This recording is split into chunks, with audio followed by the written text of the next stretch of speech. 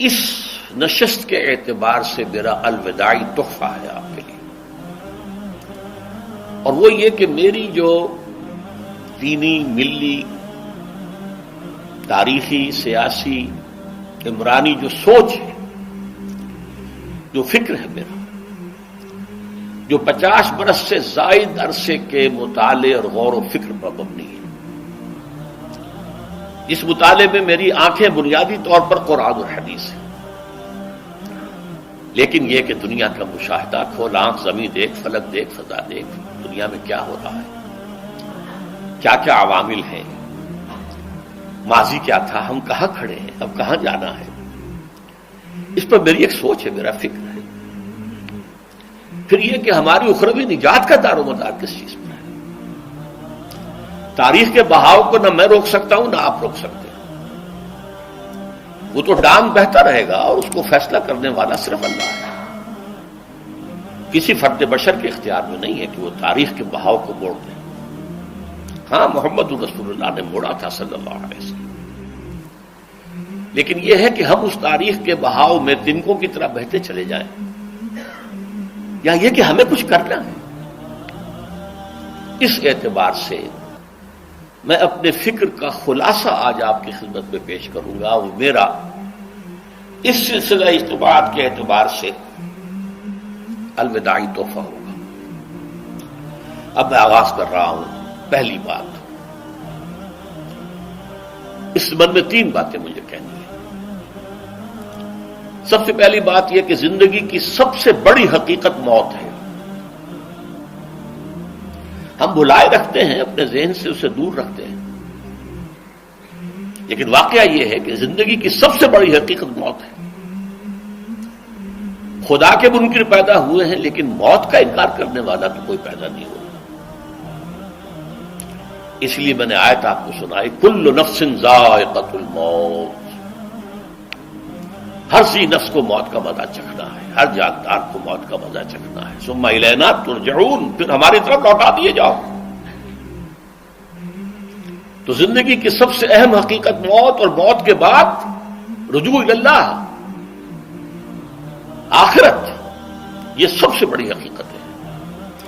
ایک حقیقت سب مانتے ہیں، سب جانتے ہیں، دوسری حقیقت کے اوپر پردہ پڑا۔ میں نے اس اعتبار سے نوٹ کیا، یہ الفاظ قرآن میں 3 مرتبہ ہے، کل نفس ذائقۃ الموت، ہر جاندار کو موت کا مزہ چکھنا ہے۔ انبیاء اس سے مستثنا نہیں رہے، رسول اس سے مستثنا نہیں رہے، اولیاء اللہ مستثنا نہیں رہے۔ وقتی طور پر استثناء حضرت عیسیٰ کا ہے کہ ابھی وہ زندہ ہے، لیکن عیسیٰ یاتی علیہ الموت، حضور نے فرمایا عیسیٰ پر بھی موت آئے گی، جب دوبارہ آئیں گے، زمین پر اتریں گے، پھر اس کے بعد ان پر موت وارد ہوگی، ان کی نماز جنازہ پڑھی جائے گی، انہیں دفن کیا جائے گا حضور کے پہلو میں، شادی بھی کریں گے، اولاد بھی ہوگی۔ باقی تو یہ ہے کہ کل نفس ذائقۃ الموت، سب کو موت کا مزہ چکھنا ہے۔ عیسیٰ بھی بالآخر اس سے مستثنا نہیں رہیں گے، بلکہ قرآن میں ایک جگہ کہا گیا ہے افإن مت فہم الخالدون، کیا ہے نبی، اگر آپ کا انتقال ہو گیا تو یہ کیا ہمیشہ رہیں گے؟ کون ہے دنیا میں جو ہمیشہ رہے؟ انتقال تو ہونا، آپ کا بھی ہونا ہے۔ انک میت وانہم لمیتون،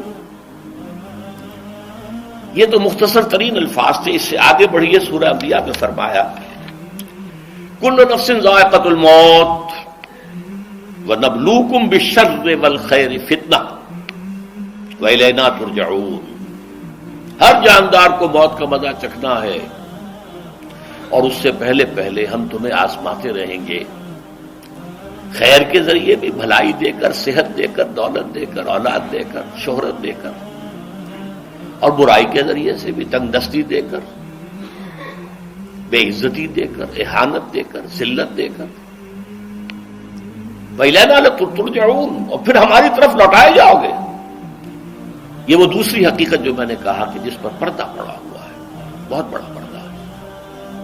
لوگ یہی سمجھتے ہیں کہ یہی دنیا کی زندگی ہے۔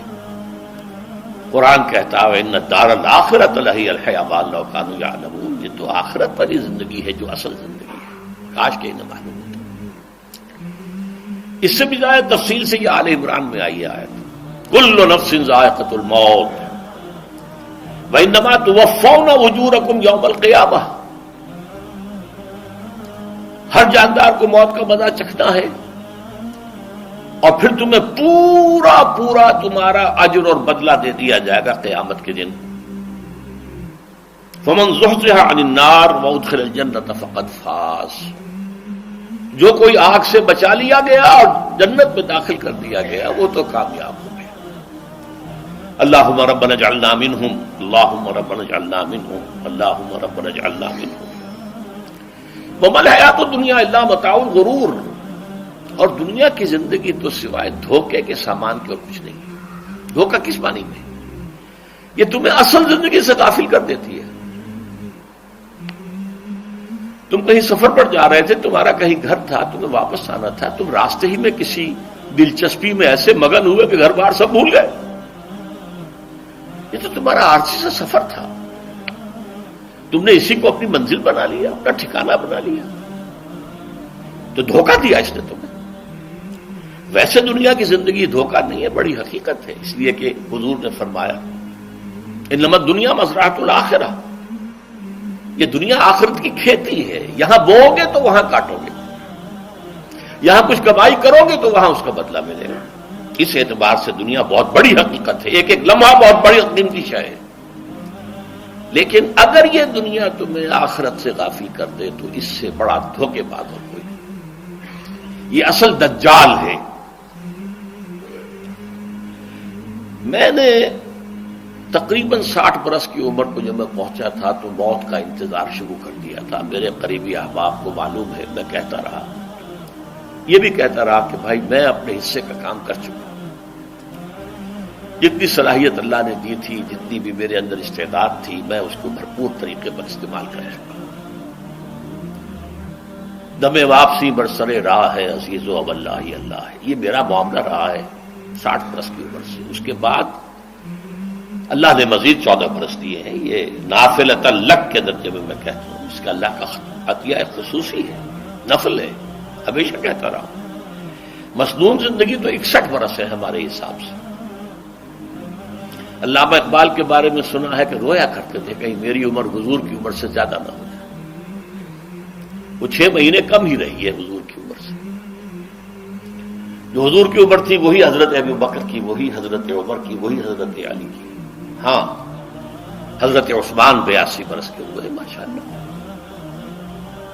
پھر یہاں کے مجددین میں سے وہی عمر حضرت شیخ احمد سرہندی کی، وہی شاہ ولی اللہ دہلوی کی۔ ہاں، شیخ عبدالحق محدث دہلوی رحمۃ اللہ علیہ 82 برس کے ہوئے۔ لیکن یہ میں کہا کرتا تھا مسنون عمر تو 61 برس ہے، جسے ہم 63 کہتے ہیں، وہ اصل میں ہمارے حساب سے 61 بنتا ہے۔ وہ 63 قمری ہیں، جو 9 دن کم ہے، قمری سال جو ہے وہ شمسی سال سے۔ بہرحال میں اس وقت سے منتظر تھا، لیکن جو بھی وقت اللہ نے دیا ہے اللہ کا شکر ہے، وہ مفید کاموں میں لگا ہے۔ ان میں خاص طور پر میں سمجھتا ہوں کہ اللہ کا مجھ پر سب سے بڑا احسان، اور مجھے پر نہیں، بہت بڑے پیمانے پر لوگوں پر جو احسان ہوا ہے، وہ میرا 1998 کا دورہ ترجمہ قرآن جو کراچی میں ہوا تھا۔ 1998 کے مارچ میں میرا بڑا آپریشن ہوا، دونوں گھٹنے تبدیل کیے گئے، لیکن 98 کے آخر میں، حالانکہ میں چل نہیں سکتا تھا، کراچی میں مسجد جو ہے اونچی ہے، دوسری منزل پر ہے، تو خاص ریمپ بنایا گیا جس کے ذریعے میں ویل چیئر پر مجھے لے جایا جاتا تھا۔ میں نے درس دیا۔ اس درس کی گزشتہ چند سالوں سے پوری دنیا میں جو گونج ہوئی ہے اللہ کے فضل و کرم سے، اللہ کوئی حکمت خداوندی اس کے ساتھ وابستہ ہے۔ اس میں میرے کسی کام کو دخل نہیں ہے، میری کسی کوشش کو دخل نہیں ہے۔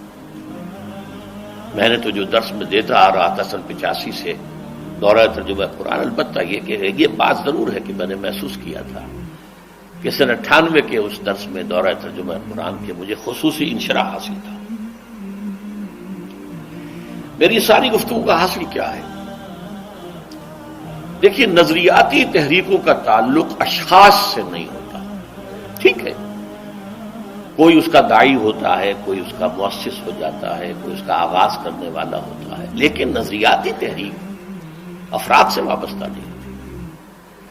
افراد آتے چلے جاتے ہیں اپنا اپنا حصے کا کام کر کے، جس کو جتنا مقدر ہے، جس کی جتنی اللہ تعالیٰ کی طرف سے توفیق ہے، وہ اپنا کام کرے گا، چلا جائے گا۔ یہ چمن یوں ہی رہے گا اور ہزاروں جانور اپنی اپنی بولیاں سب بول کر اڑ جائیں گے۔ مبارک ہیں وہ لوگ جنہیں قرآن کی بولی بولنا نصیب ہو جائے۔ وَإِنْ يَحْسَبُوا أَنِّي مِنْهُمْ، مجھے گمان ہے، اللہ کا فضل ہے کہ میں ان میں سے ہوں، میں نے قرآن کی بولی بولی ہے، اور قرآن مجید کو جیسا کہ وہ ہے ایز اٹ از، اپنے کو مذمومہ خیالات، اپنے کوئی ذہن سے زائدہ نظریات کو میں نے اس میں دخل نہیں دیا، جسے انگریزی میں آپ آبجیکٹیولی کہتے ہیں، خالص معروضی طور پر قرآن کو پڑھا، قرآن کو قرآن سے سمجھائے یا پھر سیرت رسول سے سمجھائے۔ میں لفظ سنت کی بجائے سیرت استعمال کر رہا ہوں۔ قرآن مجسم حضور تھے صلی اللہ علیہ وسلم، اور حضور کی سیرت اور حیات جو ہے وہ قرآن مجید کی اصل تفسیر ہے۔ یہ حقیقت بھی بہت کم لوگوں کے علم ہے۔ وہ احادیث کا نام تو لیتے ہیں، احادیث بھی ہے، سیرت بھی تو احادیث ہی سے ہمیں ملتی ہے، لیکن میں خاص طور پر سنت یا حدیث کی بجائے سیرت کا استعمال۔ قرآن کی دو سورسز ہیں، قرآن خود اور سیرت رسول صلی اللہ علیہ وسلم۔